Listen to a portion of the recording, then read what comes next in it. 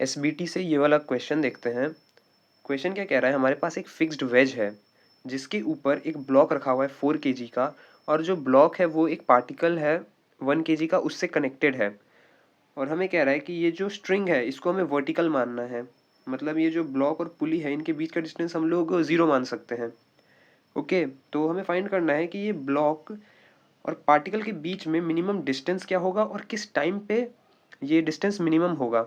ठीक है, तो क्या होगा, एस्केलरेशन की वजह से ये ब्लॉक नीचे की तरफ मूव करेगा और ये पार्टिकल ऊपर की ओर मूव करेगा। तो कोई ऐसा टाइम आएगा जब पार्टिकल और ब्लॉक के बीच का डिस्टेंस मिनिमम होगा, हमें वो डिस्टेंस फाइंड करना है। ठीक है, तो देखते हैं इसको कैसे सोचेंगे हम लोग। तो सबसे पहले तो देखो यार, हम एस्केलरेशन फाइंड आउट कर सकते हैं, राइट। तो इस स्ट्रिंग को अगर मैं ऐसे सीधे मानूं, यहाँ पे एक ब्लॉक है 4 kg का और ये पार्टिकल है 1 kg का, राइट। तो इस पे इस डायरेक्शन में कितना लग रहा है, 4g साइन 30 का फोर्स, और इस पे इधर लग रहा है 1g का फोर्स, राइट। m1g साइन 30 और ये m2g, राइट। तो मान लो ये ए डायरेक्शन, ए एस्केलरेशन से राइट की तरफ मूव कर रहा है। तो एस्केलरेशन क्या होगा, नेट फोर्स बाय मास। तो ये क्या हो जाएगा, 4 × 10 × 1/2 माइनस 10 अपॉन टोटल मास कितना है 5।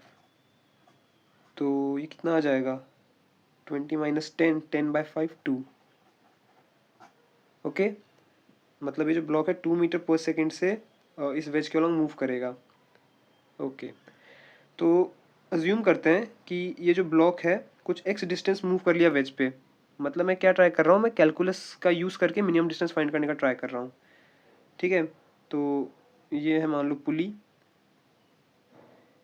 यहाँ से कुछ एक्स डिस्टेंस पे ब्लॉक आ गया। ओके, अब टोटल स्ट्रिंग का लेंथ तो डी है, तो जो पार्टिकल है ये लेंथ कितना हो जाएगा, d-x, राइट। और इन दोनों के बीच का डिस्टेंस क्या होगा, ये डिस्टेंस होगा, इसको हम लोग मान लेते हैं y। इस डिस्टेंस को हमें मिनिमाइज़ करना है। और देखो ये 30, ये 90, तो ये एंगल क्या हो जाएगा, 60 डिग्री। अब यहाँ पे हम लोग क्या कर सकते हैं, हम लोग कोसाइन रूल लगा सकते हैं एंगल और इन साइड्स के बीच में रिलेशन फाइंड आउट करने के लिए। अगर किसी को कोसाइन रूल नहीं पता है तो मैं बता देता हूँ। कोसाइन रूल क्या कहता है कि अगर तुम्हारे पास कोई ट्रायंगल है, सपोज करो ए बी सी, ए के अपोजिट का साइड लेंथ ए है, एंगल बी के अपोजिट का साइड लेंथ बी है, एंगल सी के अपोजिट का साइड लेंथ सी है, तो जो कॉस ए होता है वो होता है b² + c² - a² upon 2bc। Okay, ये होता है। तो यहाँ पे लगाओ cos 60 डिग्री। cos 60 डिग्री क्या होगा, d-x² + x² - y² upon 2x × d-x। Correct, हमें क्या करना है, y को मिनिमाइज करना है। तो cos 60 क्या होगा, 1/2 = d-x² + x² - y² upon 2x × d-x। 2 से 2 कैंसिल, तो ये हो जाएगा xd - x² = d-x² + x² - y²। Okay, तो हम इसे ऐसे लिख सकते हैं, y² = 2x² + d-x² - xd।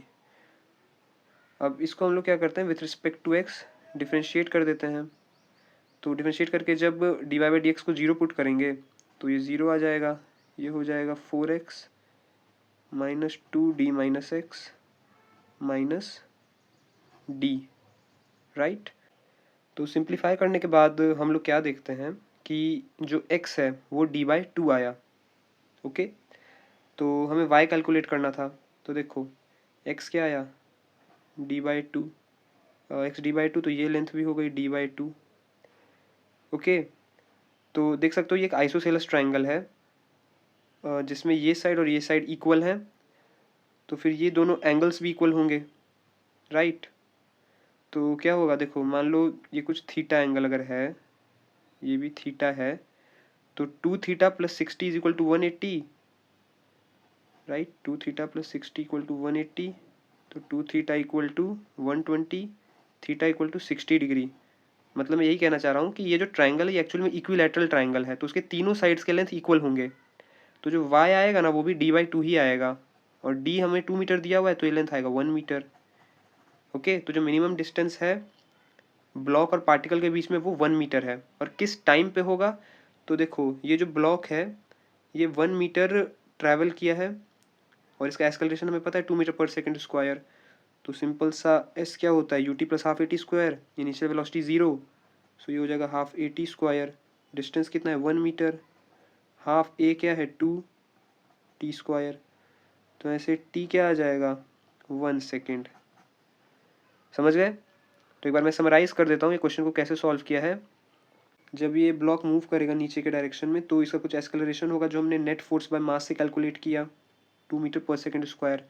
फिर हमें क्या करना था, मिनिमम डिस्टेंस फाइंड करना था, तो मैंने सोचा कैलकुलस का यूज़ करते हैं, जिसके लिए मैंने माना कि ब्लॉक कुछ एक्स डिस्टेंस मूव किया अलॉन्ग द वेज, तो फिर ये एक्स डिस्टेंस ऊपर उठ जाएगा ये वाला पार्टिकल, तो ये लेंथ हो जाएगी d माइनस एक्स। फिर मैंने कोसाइन रूल लगाया, cos 60 डिग्री इक्वल टू किया, तो ये थोड़ा सा आई हम लोग की चीज़ें, और फिर सिंप्लीफाई करने पे x हमारा d/2 आया। जब मैंने इस ट्राइंगल में पुट किया d/2 तो मेरे को पता चला कि एक इक्विलैटरल ट्राइंगल है, तो ये वाली जो लेंथ है जो कि मिनिमम डिस्टेंस है पार्टिकल और ब्लॉक के बीच में वो भी 1 मीटर आ गई, तो ये x भी 1 मीटर। तो काइनेमैटिक्स के इक्वेशन से पता चला कि टाइम 1 सेकेंड आएगा और ये मिनिमम डिस्टेंस 1 मीटर है। बस ठीक है।